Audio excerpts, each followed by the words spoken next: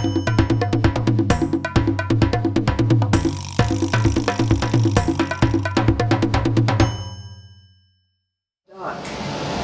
to the Black Archives.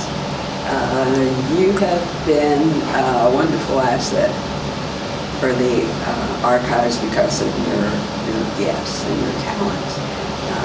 One thing is you're so incredibly smart. The other thing is you're a gifted writer. Can you tell me about your inspiration for your books? I want you to talk about your regular books first, and then my favorite is God in My Size. Really? Yeah, because I have to read that out loud to my grandkids. So tell me, what started you on this path?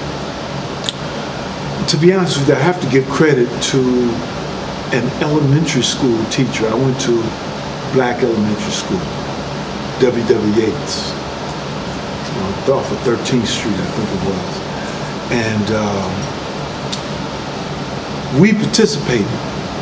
It wasn't none of that sitting in the back of the class. No, they made us participate, ask and answer questions, that kind of thing. And it was somewhere early in elementary school, I think that the teacher observed, I don't know what it was she observed, whether it was my writing skill or whatever, but she sent a tutor home with me. And the tutor sat in the floor and helped me to learn the rudiments of writing and that kind of thing. But I like to say to people, I'm not a writer. I don't think I'm a writer. I think I'm a thinker. And I'm struggling to put what I think about on paper. That's my challenge.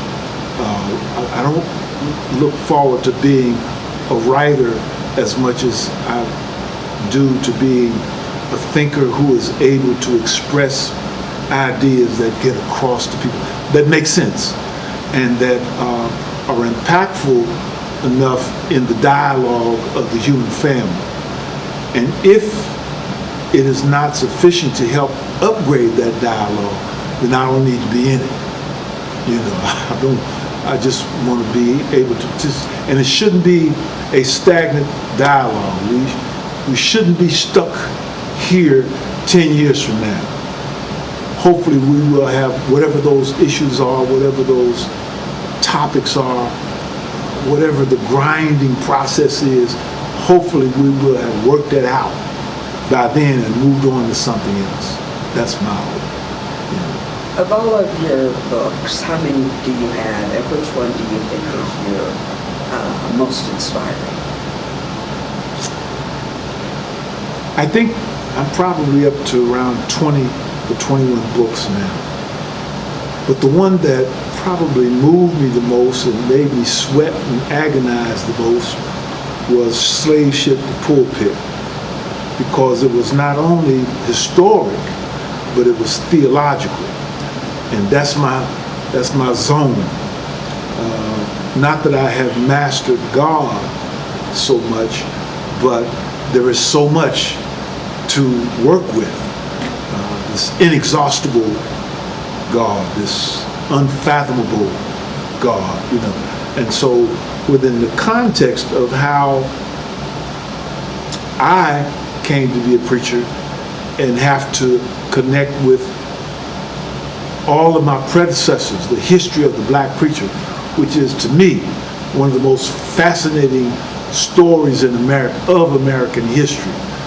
How do you get a man out of the bottom of a woman too for that matter, out of the bottom of a slave ship into a pulpit, a mega church pulpit, to move thousands upon thousands of people in their journey or on their journey to get to know God? I mean, how does that happen? No one else had a plan for it, but how does that phenomenal event happen? And so when I was in seminary in Virginia Union, which is basically, for lack of a better word, it was a black seminary, HBCU. And so I asked around, and I'm probably one of the older people in the school at the time, so where's the book on the black preacher? And, this is seminary, this is preachers, where's the book on the black preacher? We don't have it. So I said, I'll be right back. I got to go write it. Took me 2 years, about 500 something pages, and it still is not finished. You know, there's no way. And Virginia is one of the places where if you're going to do research on the black church or the black, you got to go there. That's basically where it started, in the South, Southeast, and all that. So, but that's probably my flagship, what I call my flagship. The rest of them are probably more essays and observations about my environment and the times that I live in and the topics that we struggle with and issues, what have you. That's kind of, you know, what they end up spilling out to be. So then, again, as a writer, a thinker, I try to find a package or a way to package those thoughts and those ideas, and I think you all call them books. What about God in My Eyes? I was in Virginia and doing a book sale, and two young girls who were on the front of the book came to the table and they said, "You don't have anything we can read." So what do you mean? She said, "Look at that. This and that. There's nothing in our side, and we can read." I said, "Okay, give me a minute." So I called myself. This was a struggle because for me, I'm up here trying to bring God, so to speak, down into their size. And I struggled, and I still struggle. I don't think I did the kind of a job I would like to have done because I got wrapped up in the imposition of peripheral ideas on the children. There were people who were imposing ideas on the children at the elementary school level, and I jumped in that fight. And I think in the book, some of it takes away from trying to get God in their size, and not to reduce him, but to help them to see God from their viewpoint. But Doc got in there quite a bit and tried to impose some things, you know, saying, "Hey, this is what's coming down the road, y'all. Pay attention. This is where we are. You know, something is going to shift in the community and in time and space, and we'll be in another place." And I think with COVID and all that, we have arrived. Doc, you're also a community activist, and you are concerned with what's going on with people right now. How does that affect you as a person? What do you see that is being done or needs to be done immediately?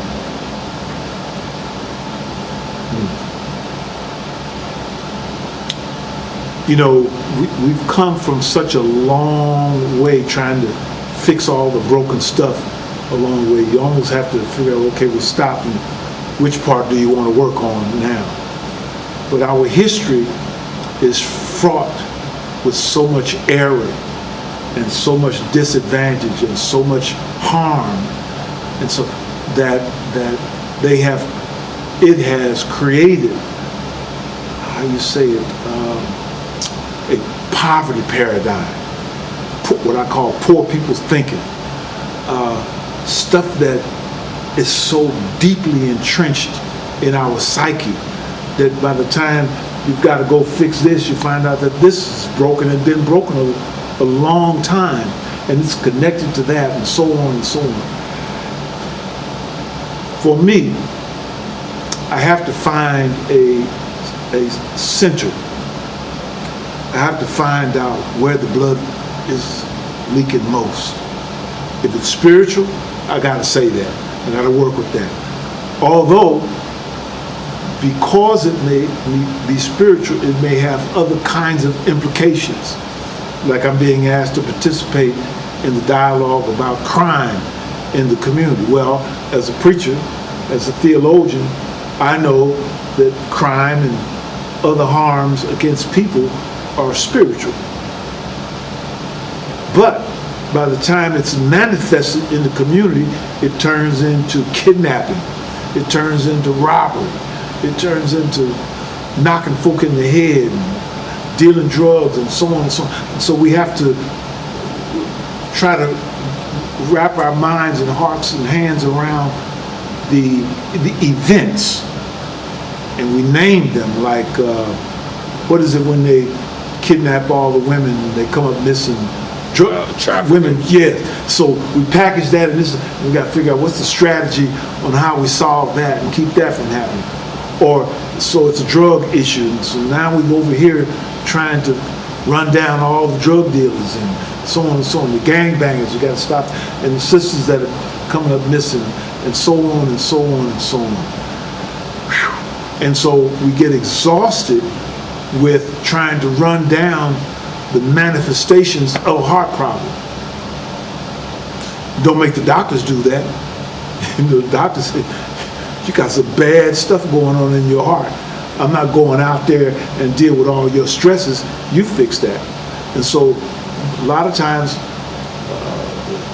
what we end up trying to solve in our community are more matters of the heart manifested out here.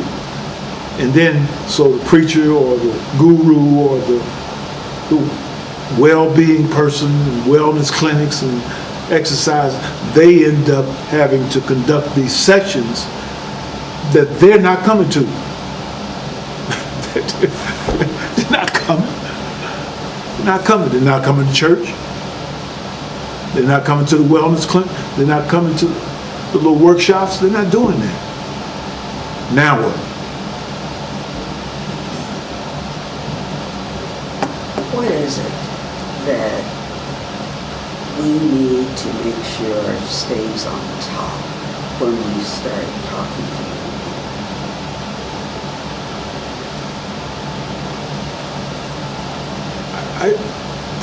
I think that what needs to stay in the very forefront and very close to our eyesight and sense of expression is how we got here. You know, how do we get it? What is it that sustains us as a people? Whether you're a gangster, you know, the ball player, the preacher, what is it that connects us all together? There's got to be something. It's not so removed that we can't talk about it anymore. It's right here. It's right there. It's right there connecting us. And if we can't have those conversations, I think we lose our place in the world. We lose our footing. We lose our balance. We lose our sense of accuracy in honing in on the issues, or we miss it by miles. And the things that cause us to create such harm, first of all, in our immediate family, we beat our wives down and abuse our children, and all of that stuff is connected. They're not separate. You know, it's all connected. And so, the guy that's out there dealing drugs in the community is not so far away from the guy that ran off and left his family and left his little boy unattended with no definition of manhood, what it means to be a man. So now he wants to be a girl,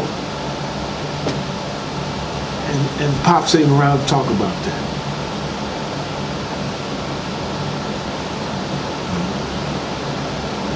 And I think our sense of God, to sum it up, is foremost. Our sense of God, our connection, our connectivity, connections with God, relationship with God, to me, is foremost.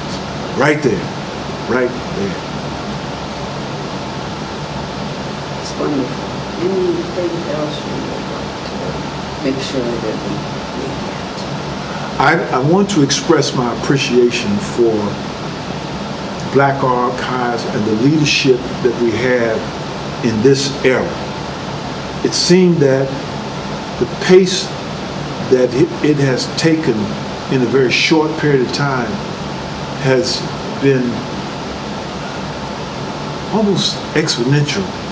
The speed is immeasurable. It was like the right person came here and things just took off, began to explode in a lot of different ways, and opened up what we're calling archives to the world. We have no way of knowing how far what happens here travels outside and makes impacts, in the place. So I'm particularly proud and pleased with the leadership that we have here in what is being called the Black Archives of Mid-America, which is now the Black Archives of the world.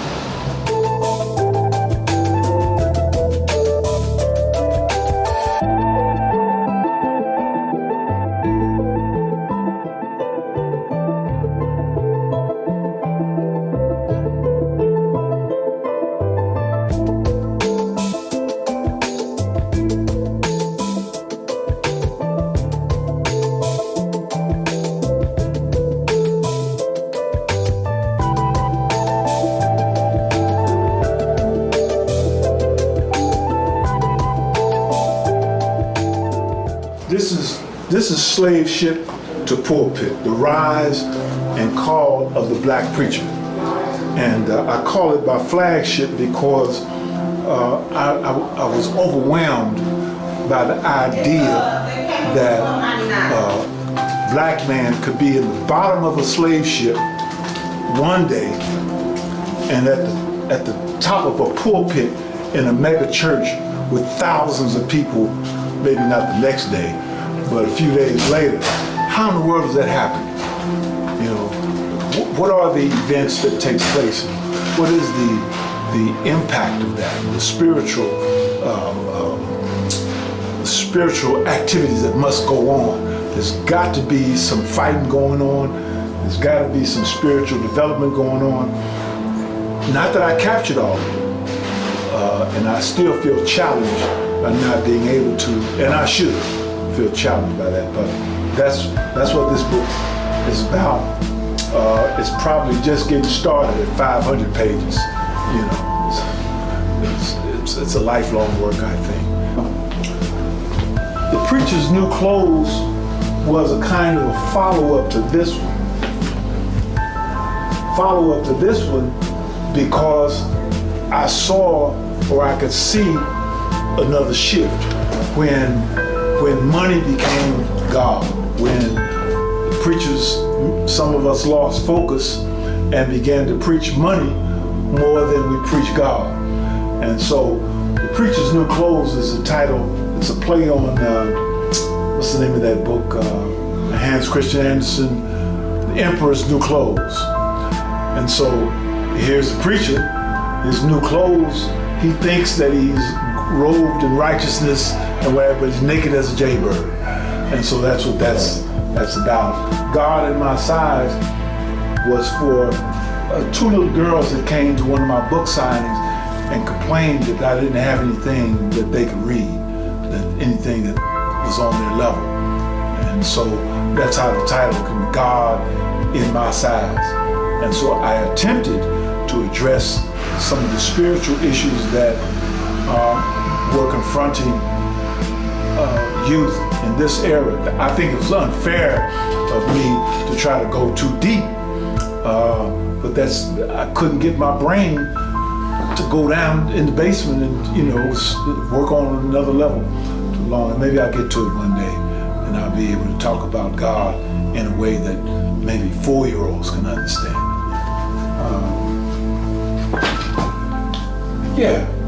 Relationships, what we do wrong, what we do right, and why we got to do more of that.